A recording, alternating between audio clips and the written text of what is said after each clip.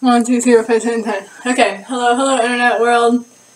So, I'm gonna read this story separately. This is a story I wrote hell long ago that it just has sentimental value. It's one of the first stories ever typed.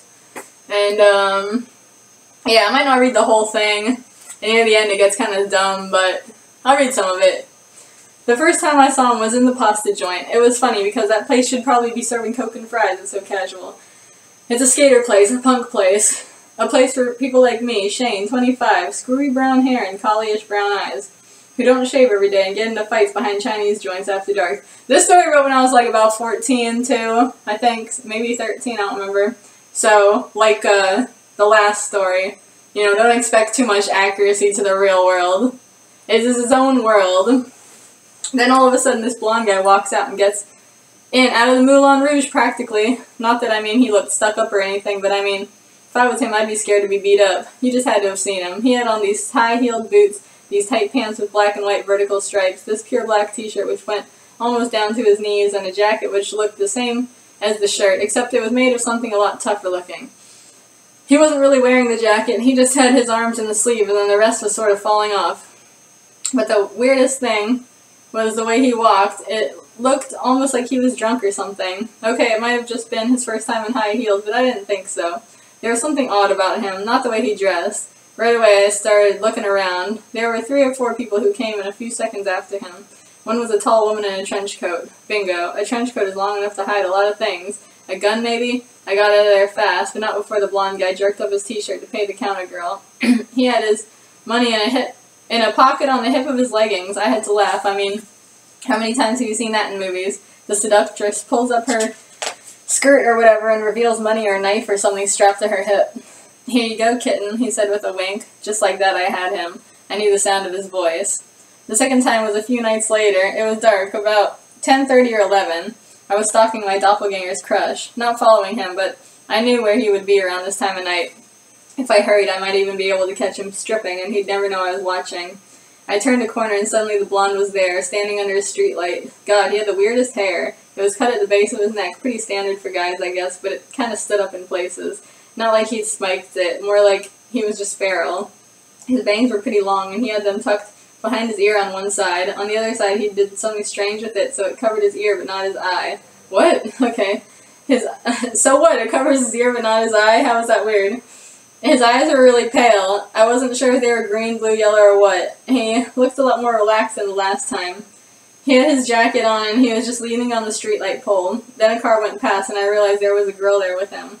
She was young, 17 or 18. Her brown hair was almost down to her waist. She had on gloves, you know, that kind that goes up to your elbows, and tons of eyeliner, but otherwise she was dressed like a skater. Remember back when skater was actually a thing? I mean, I guess it is still a thing, but not like how it was, like, you know, 20 years ago or something. Or 15 years ago, whatever, that range. She was standing across from him, just glaring at him. I got the feeling that I wasn't meant to be there. Want a cigarette, he said. No thanks, you do it without me, she answered. I don't smoke, he said, stuffing the back in his jacket pocket. So, April, how's it been going? All these people are named after, like, famous people, by the way. And, like, modeled after them, so it's a little strange, but, you know. How many times have I told you not to call me that? He shook his head, which mussed up his hair and made him look even more feral. Not enough, kitten. He came over and hugged her, burying his nose in the back of her neck. She pushed him away. Off the goods, pussy cat. She paused, putting her hands on her half-exposed hips. So, how did you turn the key? He made a move with his hand like it was no big deal. Easy, easy as high noon. What is that? I was trying to make up some phrase like cool people would say. Nobody ever fucking says that. That's like Mean Girls when she says she's trying to make fetch happen. She waited for him to, I guess, I could say if they say easy as Sunday morning or whatever, then easy as high noon makes some kind of sense, I don't know. She waited for him to tell, and when he said nothing, she said, that's not an answer. I tell you, between all your riddles and your bullshit, I'm surprised you got on bar at all. They can't keep an innocent man locked up forever. Oh, can't they? Nope. Then what do you call your buddies? Hey, they just don't have the street smarts, what can I say? They hiss too much and don't give the keys enough of what they want. See, I'm trying to do all this fucking made-up slang. Like, okay, whatever. Speaking of Sharky, he's gonna be in real trouble if I'm not back in an hour or so. Let's rock and roll. The girl, April, I guess, stared at him, mouth open. You jumped with Sharky? You wanted to know. She gave this weird little giggle and her mouth turned into a smile. She grabbed him really rough by the front of his jacket and pulled him over to her. He started biting on her neck, with his face behind her hair and doing this weird cat growl. Oh god. I took off. There's only one place I could think of where people use lingo like that. That place was Abyssinian, where they lock up weirdos. It sounds like a breed of cat. Isn't that a breed of cat? Abyssinian, I guess, so I just took out a letter. Walking home a different way. I don't trust Abyssinian or anyone from there, even if they are on bar, which is just slang for parole. My doppelganger's crush would have to wait. I never actually met the guy, but I had met his doppelganger, one of the most androgynous people I knew. Pretty sexy, actually, but I didn't want to think about that. Stupid thing was always getting himself beat up. Hey, puppy, mewed a teasing little voice. I knew that voice, and it made my skin prickle. Before I even turned around, I growled to let him know that I wasn't taking any shit tonight. He laughed at me, his stupid high laugh. Ugh. He was laying on top of the fence I was walking next to. He's always doing that. Sure enough, when I turned and looked, there he was, all sprawled out on top of the fence, with a cigarette in his mouth, like he thought he was the hottest damn thing. His stupid boyfriend was standing on the other side of the fence, leaning on him with one elbow on his ass. Ugh. I might change some of these names because I'm ashamed of it, so let's call this guy Lonnie. Lonnie's a dirty blonde with his hair slicked back, like he thinks he's Bela Lugosi or something. His eyes are also this really light blue, and he's always looking like he knows something you don't. God, I hate that. His boy was new, though, actually. I'd never seen him before. He had real girly hair. It was ebony. It's funny how they say ebony instead of black. That was like an early 2000s, like, roleplay thing. It's like, oh, it's so artsy and stuff, like, ebony, you know? Like crimson for red and stuff like that. Actually, his whole face was girly and he was scrawny to boot.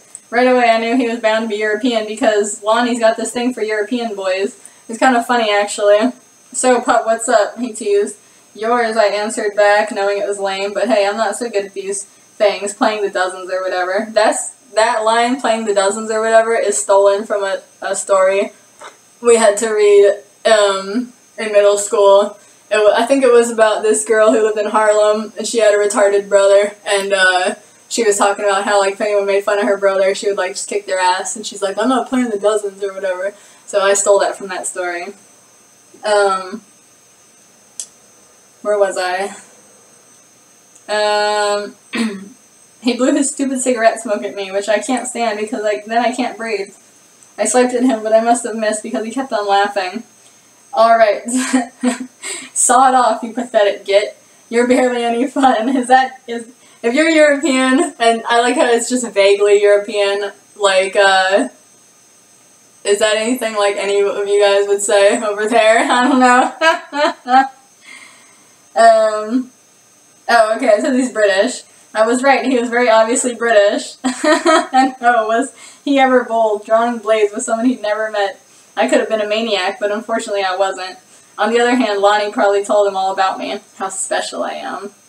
Who's this, your new prostitute?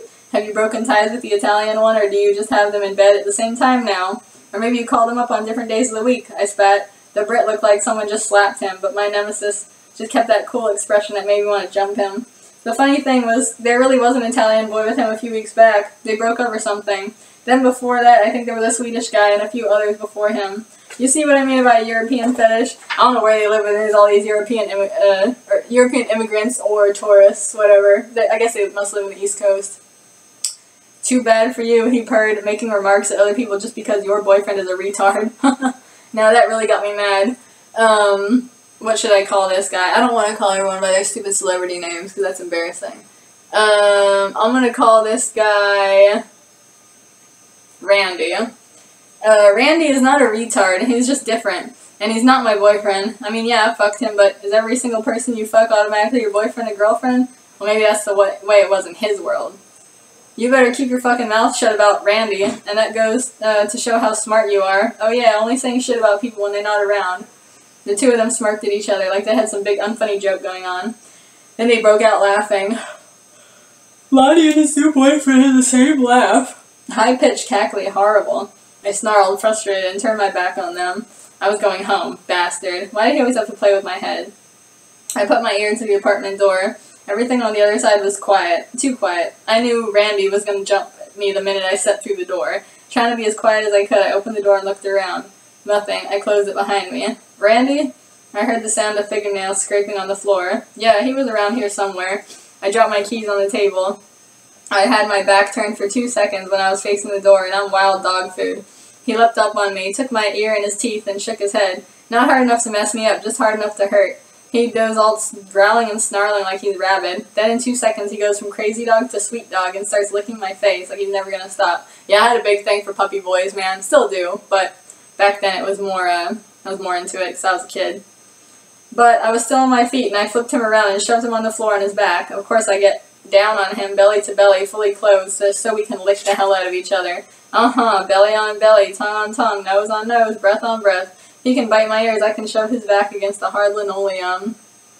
I ran my hands down his thighs, knowing on one was a pale scar, a mark I had given him when I was drunk and he was making a racket, and I smashed the bottle against him to shut him up. He never resented me for it, though. This is like, what is this, The Shining? Why did you leave me? Where were you? He moaned softly. I buried my face in his oversized t-shirt and mumbled a response. I didn't want to say I'd been trying to be a peeping Tom and ran into a psycho. It's impossible to keep his attention for long anyway, so I knew he wouldn't pester me about it. Early or late, whatever you prefer, I still couldn't sleep. Randy was twitching in his sleep next to me. Maybe he was dreaming about what happened before we met. A lot of people don't know this about me and Randy, but I rescued him. The thing is, he didn't have a place to stay, so he got picked up by the Society, that's capitalized, and locked up. I have no idea why I went in there. Maybe it was to remind myself how lucky I am to be a free man. But it was his fate. In Randy's case, anyway, he was going to be put down. Oh, God. And they were glad to be rid of him. See, this is just like Nothing Belongs to Me. Like, what kind of world is this?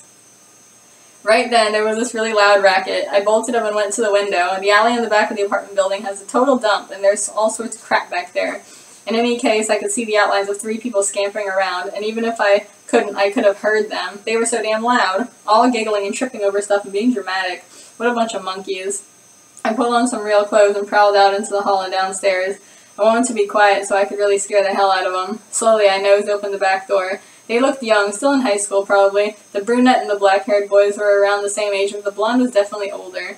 They were definitely not gangsters. They had that stupidness that you only get from drinking, and the blonde and black-haired boys were shoving the brunette up on the fire escape and saying some weird stuff.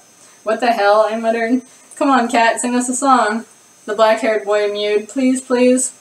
The brunette, who I guess was called Cat, scrambled up onto the fire escape. I really thought he was just going to fall off. He was kind of funny looking. Hair to his shoulders, just like a trucker. He stood up, put his hands on the rail, and started singing. Tear me apart, throw me away, leave me to die, force me to pray, cuss at me, fight with me if you dare, but never ever try to pretend you care. You don't care about me, or care about my health, care about my family, or care about my wealth. All you ever think about is your frickin' self. How interesting it'd be to find a crazy little whelp. Damn, he thought of all that just right on the fly, or is that like a song that plays on the radio in this world? Like, I don't know, maybe it's a well-known song for them. Oh, it was horrible. The other 2 were acting like they could sing along, but they didn't even really know the words. I was looking at the blonde one, and suddenly I realized that he reminded me a lot of that Abyssinian guy. His hair was the same, all feral-looking and long in the front. And he was acting all tipsy. This boy was a lot younger, though, obviously like 17 or something. Wouldn't it be weird if they were related? Hey, what are you guys doing back here? I snarled. They went totally silent and stared at me. Go on, get out of here. In 2 seconds, Cat was up on the rail and made a fluke jump to the back alley wall. I watched him struggle with it for a moment before he caught one of his back legs on a loose brick and jumped over out of sight. What a fluke move. The other 2 weren't doing as well as he did. They were mostly trying to climb the wall, but it was too straight of a surface to catch a hold on. The black-haired one jumped up onto the fire escape, but I had a feeling he wouldn't be as lucky as Cat. I ran forward, not having a clue what I was doing. What a disaster this was turning out to be. I didn't want him killing himself on account of me, on account of some stupid joke. Well, that didn't work. All I did was freak out even worse than before. I had no idea what to do. Suddenly the blonde stopped freaking out. He jumped on top of this broken crate, pulled his lips back, and hissed at me. It was a really nasty hiss, like he meant it, but at the same time it didn't sound quite right. It didn't sound like a cat's hiss. You want to mess with me, huh? You want to mess with me? I'll give you something to mess with. I lowered my head and growled, a real growl. I wasn't just going to take that. Get out of here, punk. I'm through having fun. Yeah, the black-haired boy piped up. There was a touch of Spanish accent in his voice. Back up like he said, Elle's a fighter, I know. Yeah, well, so am I. He jumped at me first, and from where he was standing, he had the advantage. He was also a lot heavier than he looked. In 2 seconds, that son of a bitch had me down the street and got in 2 good slashes with his nails. I twisted so I could get my back legs under his belly, my back legs, he says, and throw him off. He, I guess his name was L, hit a trash can, knocking it over as he tried to get to his feet. Where I was lying, I did just the same. It was like a race. The blonde kid got himself into a ready position as they jumped on him. With teeth bared, we ripped at each other, whatever we could get our mouths on. In the fashion of us city people, fights are fast and vicious. You can get your teeth or nails into someone, you do it. No hesitation, no preparation. Most of the time there's no kicking because there's no way to get into the right position to do it. What with 2 fighters up in each other's face, with no space between them. That doesn't make any sense because that's the best time to like knee somebody in the balls. But I guess I wasn't thinking about that. If you get kicked, most often you're already beat. Fighting with weapons is no different. Knives are like nails, only stronger, sharper, and traitorous. You always run the risk of your weapon being taken and used against you. That's what they taught us in school. Sticks are... You remember back... If you're my age, you remember back in school where they told you if somebody tries to rape you, that you should just let them rape you, because if you try to fight back, they might kill you? What kind of fucking bullshit was that bullshit? I know they probably don't teach that in school anymore. But they taught that in school, like, when I was a kid. And I always was just like... That's just fucked up on many levels. Sticks are absolutely useless as far as I'm concerned. I don't know, sticks can be good. What about baseball bat? That's basically a stick. A strong stick is good. You get in one good hit and then it's all hand to hand. That is, unless you get your enemy down on the first hit, which you can if you hit them in the head. I mean, shit, you might even crack their skull, so be careful with that shit. Me, I had size and strength on my side. The blonde was tired. I could smell it and feel it, even though he wasn't going to show it. I had my hands on his shoulders and I just shoved him back as hard as I could. He didn't fight back. That's how I knew I'd won. He just let me throw him. I could hear the wood snap under him when he fell on one of those old moldy crates that are always lying around back here. I stood there for a few moments, panting. I was tired too. It's what you do after a fight, though. You don't just leave. You wait around for a moment to make sure your enemy isn't faking, which is totally like movie bullshit. Like, you think you win a fight, you got your enemy off you for a second. Like, you're supposed to just run, get away, and, like, end it, you know, unless you're being an asshole. Like, this stupid motherfucker is obviously this dog who's just like, no, I want to make a show. I want to be a show because it's like a movie, you know, whatever, you know. Where was I? You wait around for a moment to make sure your enemy isn't faking, but as I stood there, I noticed something I didn't notice before. The blonde and his loyal black-haired friend. I could see him crouched on top of the alley wall waiting for me to leave. Something looked a little bit too bright. It wasn't a full moon out or anything, but I could see them so clearly. Not like someone was shining a flashlight on them or anything, not that bright, but just bright enough to keep them out of full shadow. Doppelgangers are like that. I growled, a deep don't fuck with me growl. Doppelgangers can only be hurt by other doppelgangers. Was he faking? I stood around for a good 7 minutes, but a good 7 minutes, that's actually a long time to stand around. I mean, even like 20 seconds is like kind of long, just stand around awkwardly with people you don't like, you know? Anyway, all he did was lay there and breathe, a light pant more like. I could hear him. That's another thing about doppelgangers. You hear them as if they're close by you. Oh, that's kind of interesting. I was about to say something to make sure they weren't screwing with me when a bark shot through the silence. Shane! Uh-oh, I forgot about Randy. He didn't know where I was. I looked up at where our apartment is, then back at the 2 boys, then back up at the building.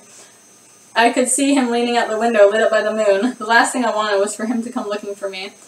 One last look at the boys, more as a don't forget me than anything else, and I ran through the back door and raced up the stairs. On the second landing, I stopped cold. I almost ran smack into a lady, this goth-looking lady, all dressed in black and done up with too much makeup, carrying a paper bag. She gave me this really cold stare and then went on. This lady wasn't someone I knew at all, and I glanced around for a minute to try and see where she came from. Well, Eddie's door was open. He's a loony guy who lives under us, and he's a complete and total nutcase as far as I'm concerned. I mean, come on, the guy collects mutated carrots for crying out loud. What? You mean like carrots that have a little nub like growing out the side or something? You know what's really funny? At the store where I work, they told us that we're not allowed to comment on vegetables that are a little bit deformed because it's seen as, like, sexual comments. You know, or some shit? That's fucking funny to me. Anyway, it's almost 20 minutes, so that, I don't know, it's a little bit of a chore to read through. I just wanted to give that one special attention because that is a very nostalgic story for me, but guess what? It sucks like all the rest.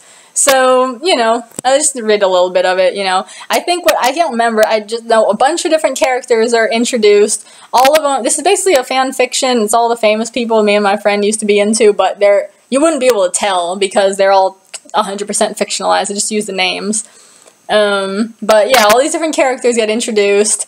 And everyone, as you can tell, everybody has a doppelganger. It's another universe or whatever where everybody has a doppelganger. It's kind of interesting. Doppelgangers have their own rules to them, as he was saying. I think doppelgangers always have like red eyes or something, or not red eyes, but they'll have like a, I don't remember. It was something weird with their eyes, and then like yeah, he said I didn't even remember that stuff about they can only hurt by another doppelganger. They always look like they're kind of like lit up, and then when they talk to you, it sounds like they're close to you or something. So yeah, I don't know.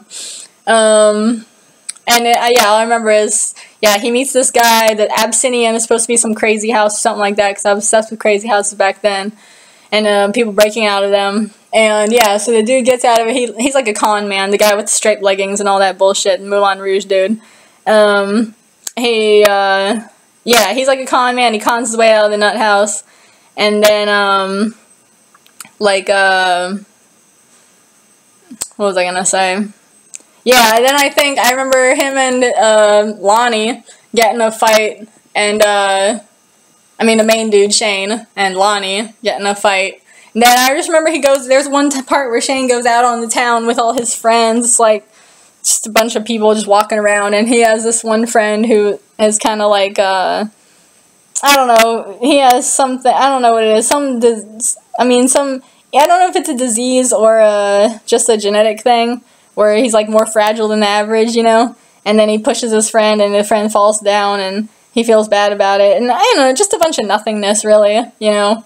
He kind of starts to get hot for the guy that came out of the crazy house, and even though he's already with Randy, and then, yeah, I don't know, just kind of like a little slice of life, so that's what I remember about that, but I probably won't finish it because it's kind of boring, kind of a chore to read.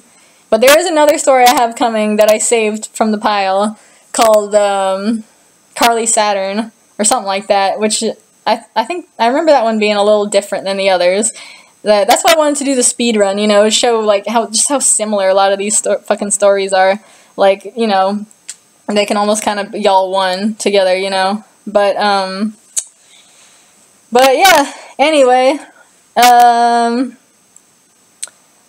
yeah.